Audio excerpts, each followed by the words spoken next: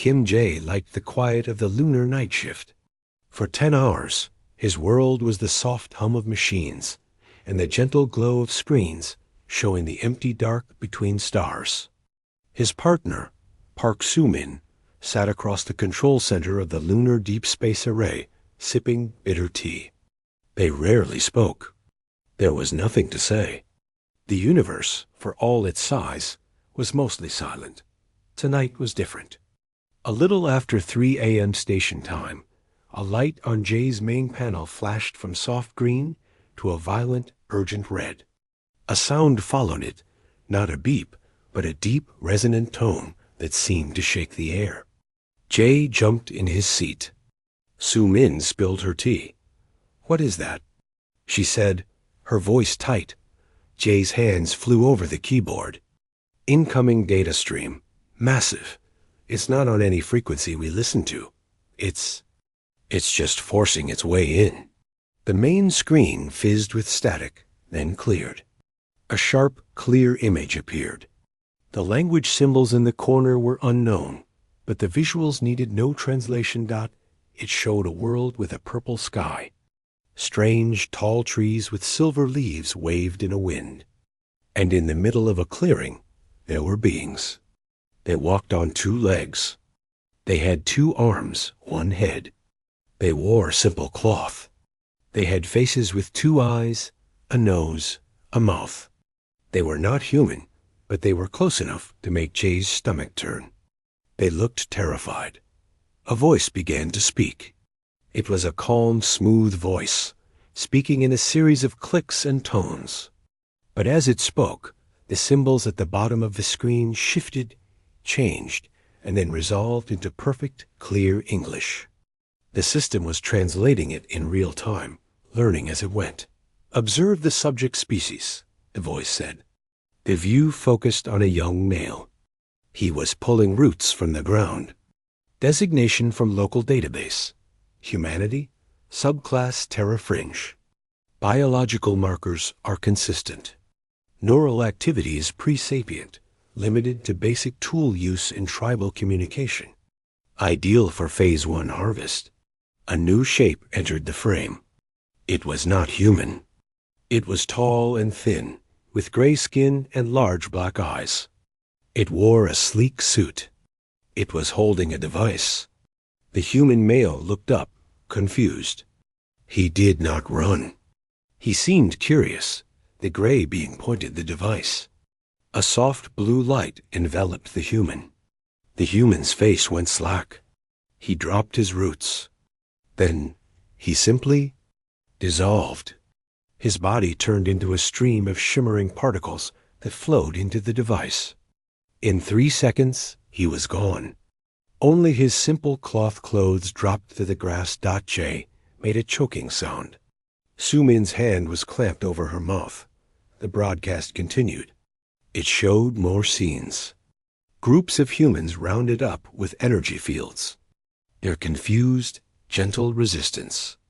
Their silent disintegration. The voice explained it all with the tone of a teacher giving a lesson. "The cellular material is rich in unique proteins," the voice said. A graphic showed a molecule diagram. When processed, it halts cellular decay. It extends life.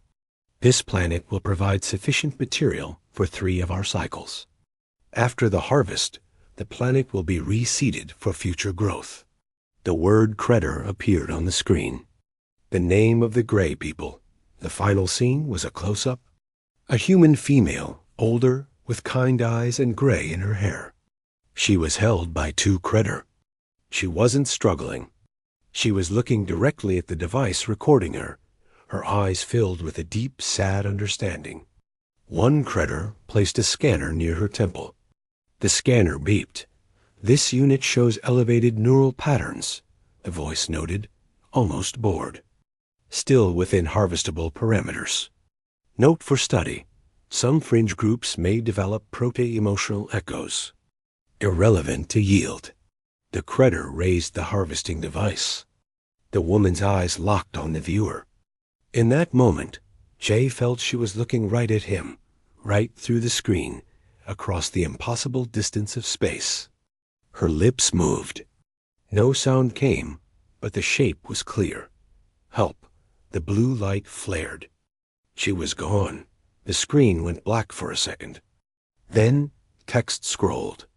The galactic standard symbols, again translated instantly by the hungry, horrified computers on the moon. Priority bulletin. Species. Humanity. Terra Prime. Analysis of fringe harvest suggests prime population is identical biological resource. Technology assessment. Pre-FTL. Radio wave fragmentation. Planetary conflict common. Status upgraded from pre-sapient to emergent sapient, low threat, new status, harvestable resource. Schedule. Pacification and full-scale harvest to commence in 3 galactic cycles. Estimated yield. Sufficient for Creditor Dominion. Longevity needs for 500 cycles. End transmission. The red light on Jay's panel went out. The hum of the array returned. The silence in the control room was now a heavy, screaming thing. Su-Min was the first to move. Her face was wet with tears, but her hands were steady. She began typing commands with a furious speed. The signal. It didn't just come to us. It was a broadcast blast, omnidirectional. It hit everything. Our satellites, the deep space nets, every radio telescope on Earth. Jay understood. He felt cold. It's on Earth, right now. People are seeing this. We have to report, Su-Min said, her voice a hollow whisper, but they both knew it was too late for that. The report was happening live, on every screen that could receive it. In government bunkers, in university labs, on the phones of people walking down the street in Seoul, in Bizen, in Daegu, in living rooms in Berlin, in Lagos, in Tokyo, in Buenos Aires, that they were not discovering alien life. They were discovering their own place in the galaxy's menu. Che pulled up the public news feeds on a side screen. They were going crazy. Then, one by one, they started to go silent. The major networks cut to black, then to static, then to official seals. Emergency alerts flashed on every system.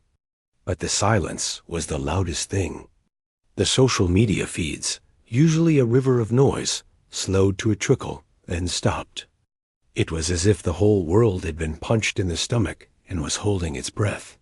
On the moon, there was nothing to do but watch. Jay watched the live feed from a camera in Seoul. It showed the plaza, usually full of light and life at this hour. Now it was full of people. They were standing still, looking up at the giant screens that had just played the horror movie from the stars. No one was screaming. No one was running. Thousands of faces, pale under the city lights, were frozen in identical expressions of shock. And then, as Jay watched, the shock on those faces hardened. It changed. The eyes narrowed. The jaws set. It melted away, replaced by something else. Something cold and solid and terrifying. It was not fear. It was fury. A quiet, bottomless, and completely unified fury. The Creditor thought they were harvesting simple animals. They had just shown the animals the butcher's knife. And in doing so, they had made one fatal mistake. They had shown the animals they were all in the same pen. Su-Min finished sending the official alert to Earth Command. She sat back, looking at the now black main screen as if it might bite her. They don't know, she said again, her voice firmer now. They have no idea we saw that. They think their broadcast is just noise to us. They think we are too stupid to understand. Jay looked at the feed from Earth, at the sea of hardening human faces. He thought of the kind-eyed woman turning to light. He thought of the cold, proud voice of the Creditor. Good, Kim Jay said, and his own voice surprised him with its coldness. Let them think that. The silence on Earth was not peaceful. It was the quiet of a deep breath held before a scream. The world's governments, for once, did not argue. There were no emergency debates streamed to the public. Leaders disappeared into bunkers and secure rooms. When they emerged, their faces were pale, their eyes shadowed. They spoke with one voice, through one new channel, the United Earth Defense Directorate. But the real change was not in the halls of power. It was in the streets, the homes, the factories. It was in people like Li Haiyan. Li Haiyan was a shipyard engineer in Bizen. He built massive container ships, metal giants that crossed oceans. He watched the broadcast at home with his wife, Jina, and their 2 young sons. They saw the blue light. They saw the people vanish. His youngest, Minsu, asked, "Appa, where did the people go?" Li Haiyan did not have an answer. He held his son tightly. He felt a shaking inside him, a tremor that started in his heart and threatened to break his bones. It was not fear. It was a pressure, a terrible, focusing pressure. He kissed his family, went to his shipyard, and clocked in. His supervisor, a usually loud man named Mr. Park, just nodded at him, his own eyes red-rimmed. The yard was quiet. No one joked. No one shouted orders. The usual radio that played pop songs was silent. The only sounds were the distant cry of gulls and the groan of metal. Haiyan went to his station. A half-finished hull loomed over him like a steel mountain. He looked at it. Yesterday, it was a ship for carrying toys and clothes and electronics. Today, it was a shape that could be something else. He did not ask for permission. He pulled up the schematics on his terminal. He began to change them. He thickened the hull here. He rerouted conduits there. He designed points for new kinds of connections, not for cranes, but for things that might need to be mounted. He worked for 36 hours straight. He slept for 2 hours at his desk, head on his arms, and woke up and continued. No one stopped him. All around the vast yard, others were doing the same. Welders reinforced seams without being told. Electricists bundled cables for higher loads. The giant ship was no longer a container vessel. It was becoming a skeleton. A promise, a similar quiet fury, burned in a cleanroom lab in Daejeon. Choi Yoon-ji was a biologist.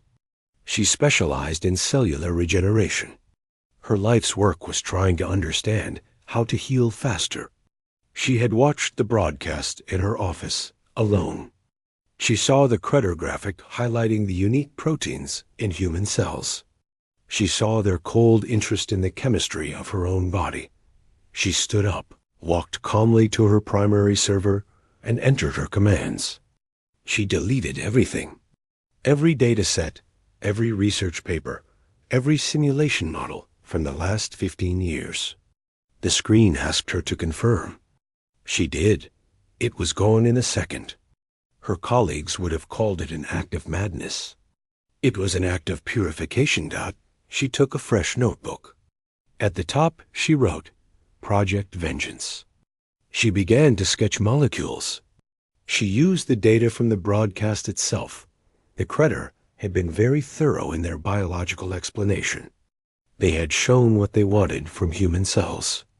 Yoon-ji started from there. If this protein chain was so valuable, so necessary for Credder life, what would happen if it was altered? Just slightly. What if it was turned into a key that fit the wrong lock? What if, instead of repairing Credder cells, it attacked them? She wasn't building a medicine. She was building a poison, a Trojan horse. She worked with a calm, terrifying focus. The horror was a fuel. She did not feel it as anger anymore. She felt it as a problem to be solved. In a mountain command center, Captain Kang Dae-han stared at a world map. Pins and lights showed military assets, shipping lanes, resource flows. His staff spoke in hushed tones around him. The old map was useless. It showed borders that no longer mattered. The only border that mattered now was the edge of the atmosphere. Reports from everywhere, sir, a young officer said. Spontaneous retooling. Car factories shifting to armor plate. Semiconductor fabs altering designs for we don't even know what. It's not coordinated. It is coordinated, Kang said, his voice low. He didn't look away from the map. They just aren't using our channels to do it. The coordination is in the broadcast. Everyone saw the same thing. Everyone understands the same problem. The problem was simple. They had 3 years until the critter came. They had no ships, no weapons that could touch a species that traveled between stars. Panic would kill them. Hope was a lie. There was only one option left. We must make them think they are right, Kang said. He finally turned to his staff. They think we are primitive. They think we are fractured and afraid. So we will show them primitive. We will show them fractured and afraid. We will feed their arrogance. He pointed to the world. We start Project Gurium. The cloud, we create a mask. A global performance of despair. We let leaks happen. We send frantic, stupid radio messages into space, begging for mercy, showing fake descent, fake collapse. We must look like a world that has already lost. A woman in the room, a communications expert named Kim Soo, shook her head. They will see through it. Their technology will be looking for what they expect to see. Kang interrupted. They expect animals in a cage, panicking. We will give them the sounds of animals in a cage. The most convincing lie is the one the listener wants to believe. They want to believe we are nothing. We will help them. And so the silence began to break. But it did not break into noise. It broke into a symphony of deceit. Fake emergency broadcasts in broken English aired on old satellite frequencies. News reports of food riots and government collapse were produced in studios and accidentally beamed skyward.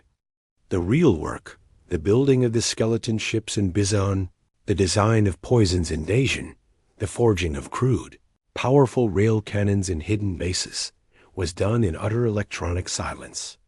The earth went dark, hiding its growing steel bones under a blanket of carefully crafted static. Lee Hai-in went home after 2 days. He smelled of metal and sweat. His son Min-soo ran to him. "Appa, you're back." Hai-in picked him up, held him close. He looked over his son's shoulder at his wife. Her eyes asked the question he saw in everyone's eyes now. Is there hope? Her look said.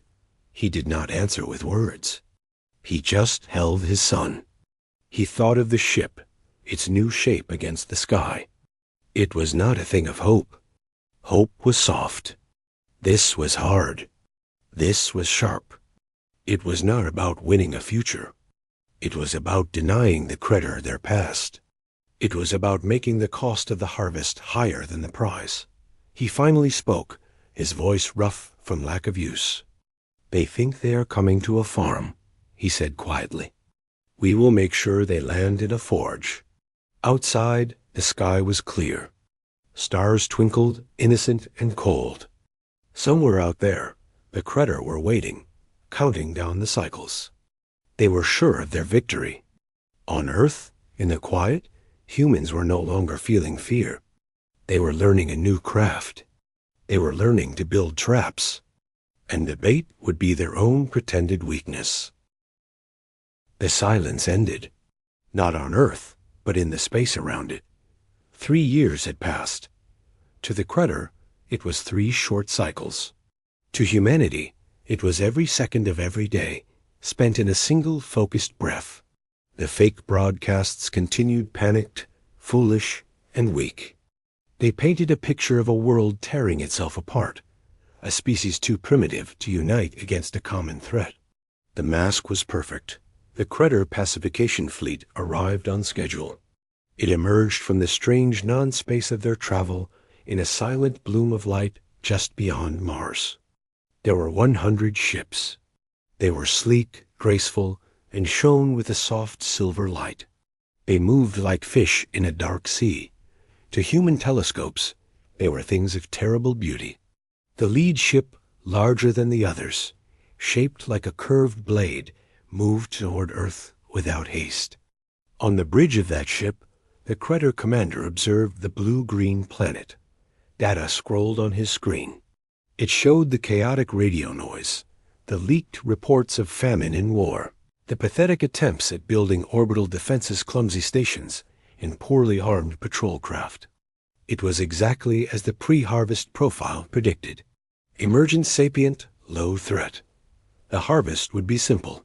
Pacify the major population centers with neural dampening fields, then begin the collection. Efficient, clean. Scan the lunar facility. The commander clicked, his voice translated by his ship's systems. Scanning. Minimal energy signatures. It appears abandoned after the initial signal reception event. Probable systemic collapse. The officer's report was dry.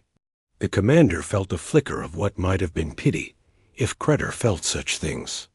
They had seen the broadcast, and their primitive society had broken. Typical. Order the fleet to assume formation Arek. Advance to the planet's outer defense sphere. Disable their orbital assets. Show them our strength, but do not waste resources. They will surrender when they see the futility. The Silver Fleet glided forward, a parade of invincibility. On the dark side of Earth's moon, inside a crater that had been hollowed out and rebuilt, Captain Kang De Hyen watched them come. The MCV Dragon's Tooth was not a beautiful ship. It was a block of angled armor and sensor spines, hidden under mountains of moon rock and stealth material. Around it, in other craters and shadows, similar ships waited. They were not many. 50 at most. They were not sleek. They were brutal, jagged things, covered in thick plates and massive, crude railgun barrels. Kang's bridge was dark, lit only by screens. He saw the Crater formation. It was perfect. It was arrogant. It was exactly what Project Gurium had been built to exploit. Signal from Earth Command, his Kang's officer, a young man named Park Ji-hoon, whispered. The word was just one word, flashed in code. Bait. Kang nodded. Activate the Masquerade Fleet. Send them out. And remember, he said to his crew, his voice like stone, you are not heroes. You are actors. Your job is to lose, and to make it look good. From behind Mars, from the Lagrangian points, a fleet of human ships rose to meet the Crater. These were the ships the Crater expected. They were built from modified cargo hulls, old space station modules, and patched together plates. They looked desperate. They moved clumsily. Their engines flared too bright, wasting fuel. They fired the first shot, a missile volley that streaked toward the Crater formation. On the Crater bridge, the commander watched the display. The missiles were slow. Their targeting was poor. Point defense, intercept at will, he said, bored. The Crater ships lit up with precise, thin beams of light. Every human missile vanished in a small puff of debris. Not one got close. The human ships charged anyway, firing lasers and more missiles. Their attacks splashed harmlessly against the Crater energy shields, which shimmered like rain on a pond. Return fire. Disable their engines. Let them drift as a lesson, the commander ordered. The Crater ships fired. Their weapons were not explosive. They were precise beams of disabling energy. They sliced through the human ship's engines with surgical accuracy. One by one, the human vessels went dark, tumbling silently, leaking air and coolant. It was a complete, total, and humiliating defeat. The Crater fleet tightened its formation, a wolf pack closing in on wounded sheep. The commander allowed himself a moment of satisfaction. This was the natural order. The harvest would proceed on the Dragon's Tooth. Kang watched his people die. He saw the ship Morning Star, piloted by a woman he had trained with, go dark. He clenched his jaw until it hurt. This was the plan. The sacrifice had to be real to be believed. The Crater had to feel safe, superior, and completely in control. "Now," Kong said, the word dropping into the silent bridge. "Gurium, full activation. Flood their systems with the package."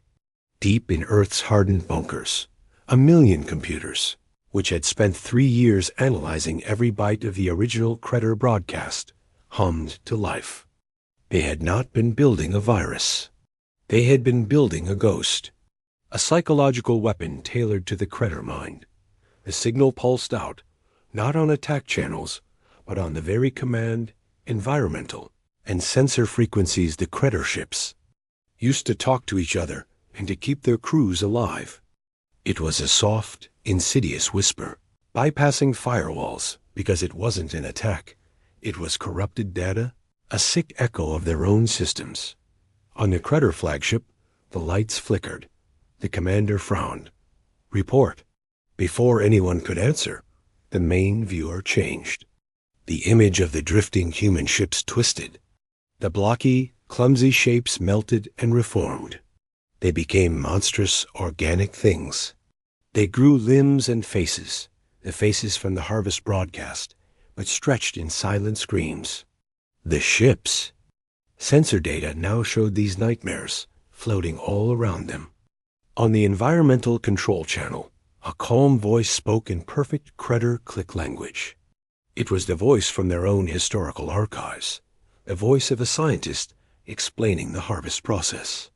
But now it whispered, "Subject neural frequency shows distress.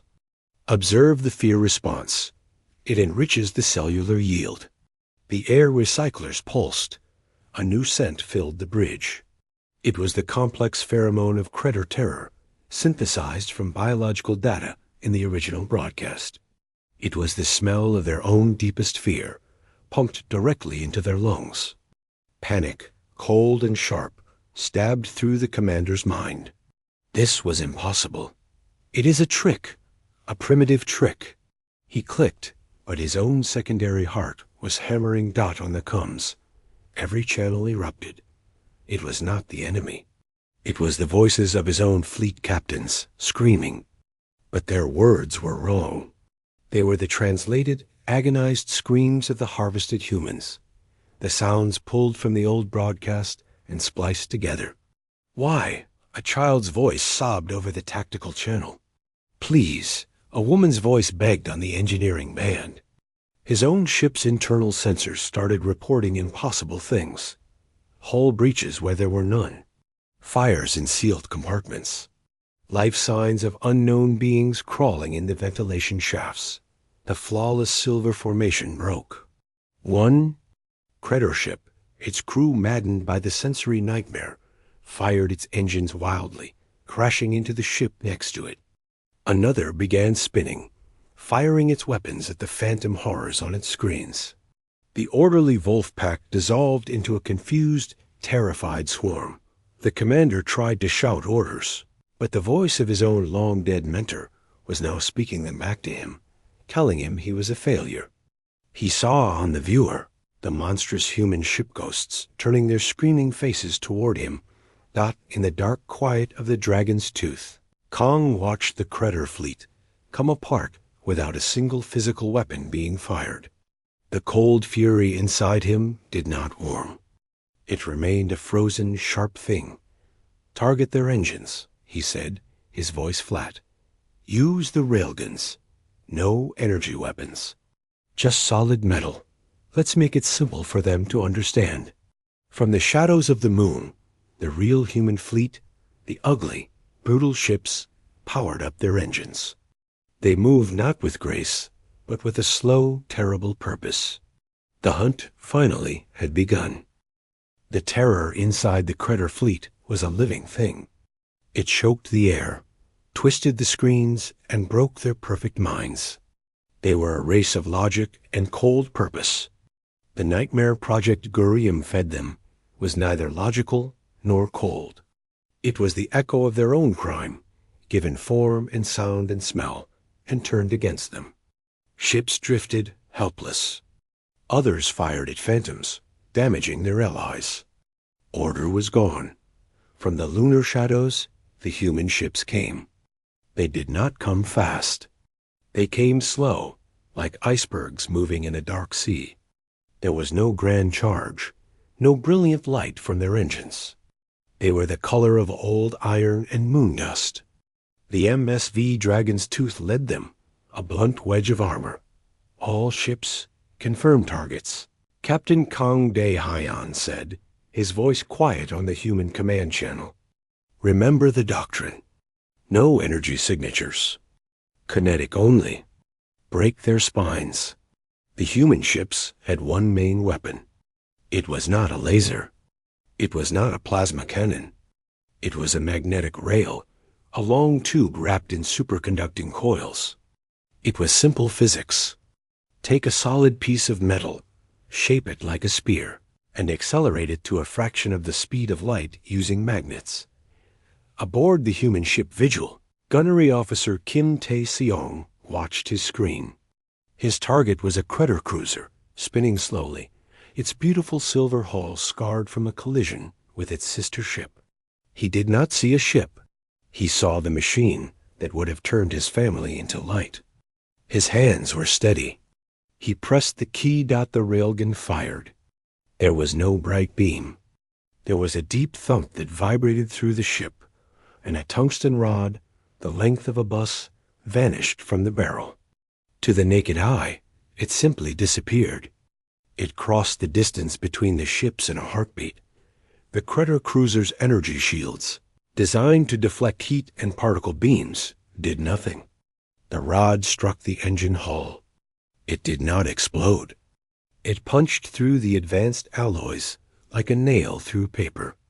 It kept going, tearing through decks, through power conduits, through the central spine of the ship. It exited the other side in a fountain of molten metal and frozen air. The cruiser broke in two, cleanly, silently.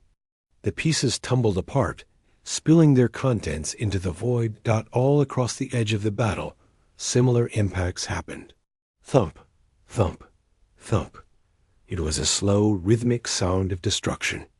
The Cruiser could not fight back. Their targeting system still saw screaming ghosts. Their commanders were locked in private hells. The human ships moved among them like butchers in an abattoir, methodical and calm. Then Kong gave the next order. Boarding teams. Priority capture, the flagship. We need their navigation data, their com logs. We need to know where they came from. In the belly of the Dragon's Tooth, Major Park Jin-sol checked her suit. It was not sleek. It was bulky armor, painted matte black. Her helmet had no faceplate, just a dark visor. Her weapon was not a laser rifle. It was a launcher that fired canisters, and a heavy cutting tool. Her team, 20 men and women, moved with the same quiet purpose. They had trained for this in total secrecy for 3 years. They were not commandos. They were exterminators. Their shuttle, a boxy, utilitarian craft, detached and shot toward the wounded Cruiser flagship. The great curved blade of the ship loomed before them. It was still beautiful, even with holes torn in its side. Jin-sol felt nothing looking at it. No awe, no hate. It was a target. They will have sealed the breach points, her pilot said. We are not using their doors, Jin-sol replied. Take us to their main sensor array. The base of the central fin. The shuttle clamped onto the silver hull like a metal tick. Jin-sol's team moved out. They placed shaped charges in a precise circle. A flash, a muffled crump in the vacuum, and a perfect disk of the advanced hull fell inward. They did not enter. They stepped back. Initiate purge sequence, Jin-sol said. From the shuttle, a hose extended to the hole. With a hiss they could feel through their boots, it began pumping. It was not a gas. It was an aerosol, a fine mist developed in the labs of Choi Yoon-ji.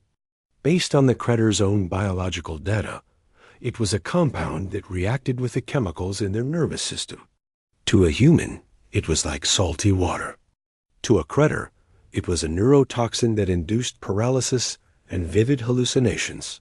They waited 60 seconds. Then Jin Sol led the way in, her team following. The interior of the Credor ship was a place of soft light and curved, organic walls. It was like being inside a seashell, and it was full of bodies. Credor crew lay slumped at their stations, or curled on the floor, twitching. Their large black eyes were wide, seeing nightmares only they could see. The air smelled strange, like ozone, and something sour. Jin Sol's team did not look at them. They moved fast, following the schematics they had guessed it from 1,000 scans of the drifting ships. Their goal was the bridge. They met no resistance. A few Credor stumbled into their path, limbs jerking, clicking sounds of terror bubbling from their mouths. The humans stepped around them. They were not here to fight. They were here to take Dot. They reached the main bridge door. It was sealed. Jin Sol nodded to a specialist, who placed a small charge on the control panel. It blew with a sharp crack. The door slid open.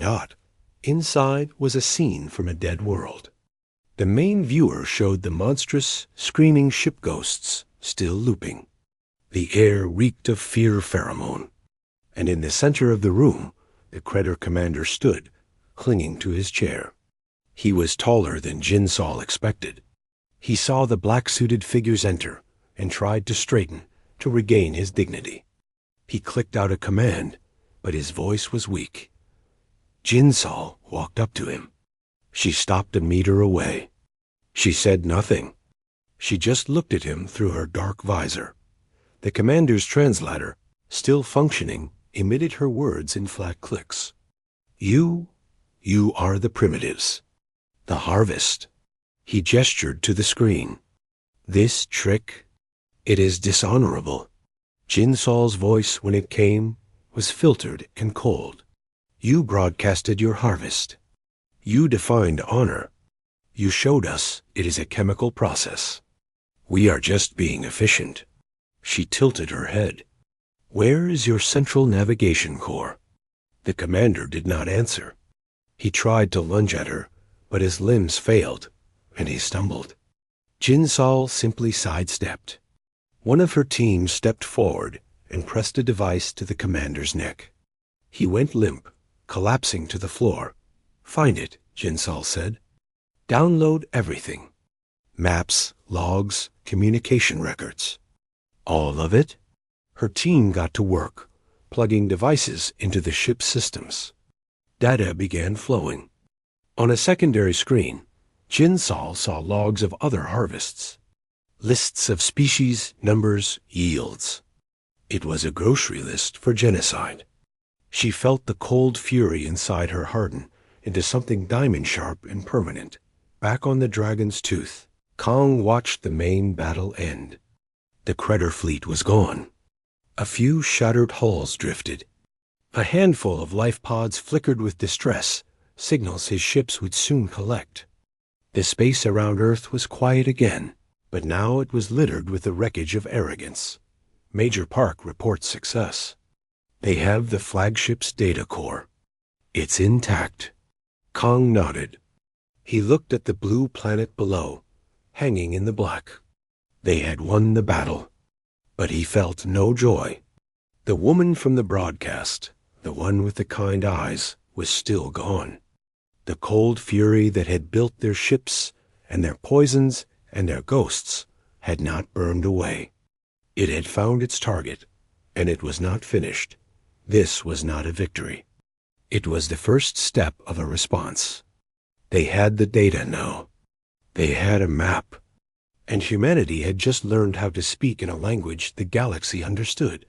Absolute, unforgiving force. A single Credor ship escaped. It was a small, fast courier vessel. Its crew was broken, their minds shattered by the ghost signals, and the sight of their mighty fleet torn apart by primitive kinetics. They fled not in a straight line, but in a desperate, wobbling jump away from the Sol system, carrying their terror with them. Humanity let them go. On Earth, there were no victory parades, no cheering crowds. The people who had built the ships and the weapons in silence returned to their homes. Li Haiyin kissed his wife and held his sons, now a little older. The skeleton of the great ship in Bison's yard stood quiet, its purpose fulfilled. Choi Yoon-ji saved the formula for her aerosol on a secure server, labeled it, and closed her notebook. The cold fury did not leave them. It settled. It became a part of them, like a new organ made of ice and stone. In the Mountain Command Center. Captain Kang Dae-hyen and the United Earth Defense Directorate looked at the data Major Park Jin-sol had pulled from the Credder flagship. It was more than star charts. It was a ledger, a history. It listed hundreds of species on dozens of worlds marked with statuses: harvested, depleted, in reserve. It listed trade partners, clients who bought the longevity serums. It listed silent observers, species who knew of the Credder's work and did nothing because it was not their business. The galaxy, the data showed, was not a community. It was a silent forest where predators ate and the other trees simply watched. "We have a choice," a general said, her face tired on the video screen. "We can fortify, hide, use the time they give us." Kang shook his head. He pointed to the data. "They will not give us time. The Credder were not the only ones. They were just the first to find us. If we hide, we tell every predator in the forest that we are prey who got lucky. They will come back in greater numbers, with different tricks." He looked around at the others. "We have to send a different message, not just to the next harvesters, to everyone who watched." And so they built a new broadcast. They did not use actors. They did not write grand speeches. They chose people whose faces showed the weight of the last 3 years. The first was General Kim Yuna, the senior strategist. She sat in a simple room, wearing a plain uniform. She looked directly into the camera, her eyes weary but clear. "You received a broadcast 3 of your cycles ago," she said, her voice calm. "It showed the harvest of our people. You may have watched it. You may have turned away. You may have been glad it was not you." She paused. "We saw it too. It was our introduction to you." The scene changed. It showed Choi Yoon-ji in her lab, holding a molecular model. "You explained our biological usefulness to you. We are quick learners. We learned what you value, and we learned how to turn that value into a weapon." The view switched to Li Haiyin, standing in his shipyard with his sons beside him, the massive hall in the background. "You thought you were coming to a farm," he said, his hand on his youngest boy's shoulder. "You landed in a forge. We built your funeral pyre with the same hands that build cradles." Then came the combat footage, not edited for glory. It showed the crude human ships firing solid metal rods. It showed the Credder ships breaking apart, silently, brutally. It showed Major Park Jin-sol's team in their black suits, walking through the paralyzed Credder flagship, ignoring the twitching bodies, taking what they needed. It was cold, efficient, and devoid of any heroism. It was a clinical report of an extermination. Finally, Kang Dae-hyen appeared. He stood on the bridge of the Dragon's Tooth, the wreckage of the battle visible through the viewport behind him. His face was like carved stone. "You defined this conflict," Kang said, each word falling like a hammer. "You declared us a resource. You scheduled our processing. We have simply updated your ledger. The Credder pacification fleet is now logged under a new status, liquidated." He leaned slightly toward the camera. "This is not a declaration of war. It is a declaration of audit." The screen split, showing the list from the Credder data core. Species names, world coordinates, transaction logs. All blurred, but clearly vast. We have the Credder records. We see the harvests. We see the buyers. We see the silent watchers. The Sol system is now a quarantine zone. Any ship that enters without our permission will share the critter's fate. This is our space. We will guard it. The final image was not of soldiers or ships. It was a slow pan across the faces of people on Earth. In a Seoul plaza, in a Lagos market, in a Rio favela. Their faces were not smiling. They were not celebrating. They were resolute, hard, changed. We are not coming for revenge, Kang's voice concluded over the images of humanity. We are coming for accountability. We will visit every world on this list. We will see what you have done, and we will decide what happens next. The era of silent forests is over. The auditors are awake. The broadcast ended. Then, using the Cretter's own navigation data, humanity aimed every deep space array, every powerful transmitter, at the coordinates listed in the ledger. At the Cretter homeworlds. At the client species. At the silent observers. They sent the signal, powerful and clear, a tsunami of information and intent washing out into the dark. On 100 worlds, in 1,000 halls of power, the message was received. The proud, elegant species, who had considered the Cretter somewhat crude but useful business partners, watched in disbelief. The timid species who had hidden from the Cretter's gaze watched in shock. The few predator species who had thoughts of their own about the little blue world felt the first cold trickle of an unfamiliar sensation. Caution. They had seen the first broadcast. They had seen a species become a commodity. Now they saw the commodity rise, not with fire and rage, but with a cold, patient, and utterly terrifying fury. They did not shout their anger. They stated a fact. They were coming to check the books. On Earth, Kim Jae and Park Soo-min sat in the Lunar Control Center, watching the signal blast out. The same screens that had shown the horror years ago now showed their answer flying into the stars. What do you think they'll do? Soo-min asked quietly. Che thought of the woman with the kind eyes, turned to light. He thought of the Cretter commander's confused click about honor. He thought of the galaxy, vast and silent and cruel. I think, he said, they will finally learn to be afraid. The broadcast that had awoken humanity's darkest fury was now complete, and its echo would haunt the galaxy forever.